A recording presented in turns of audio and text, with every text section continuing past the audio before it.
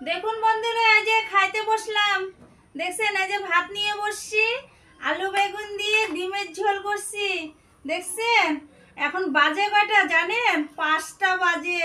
কি খিদা পাইছে, কারণ ছেলেগুলা স্কুলে গেছিল, ওরা নাই বাড়িতে, ওদের জন্য আমারও খাওয়া হয় নাই। ওরা না থাকলে আমার একা খাইতে ভালো লাগে না। এই যে দেখেন, এখন ওরা স্কুল থেকে আসলো, আসে এই যে সবাই খাইতে বসছি। দেখছেন কি খিদা পাচ্ছে, বেলা কয়টা বাজে? 5টা বাজে। কারণ স্কুল থেকে আসলো, ড্রেস ছাড়লো, তারপরে এই যে খাচ্ছি। আজকে ডিমের ঝোল রান্না করছি। খুব বৃষ্টি, বাজারেও যাইতে পারতেছি না, বাজারও আনতে পারতেছি না, কি করব। এই জন্য এখন দোকান থেকে গেলে ডিম, সয়াবিন, ডাল এগুলাই আপনাদেরকে দেখাবো। আপনারা কিন্তু অবশ্যই দেখবেন, কারণ হচ্ছে যেটা দিয়ে খাই সেটাই তো দেখাবো। এর থেকে তো আর বেশি হাই ফাই কিছু লোকও না, দেখাইতেও পারবো না। এই যে বন্ধুরা, কে কে খাবেন? এই যে খাচ্ছি কিন্তু।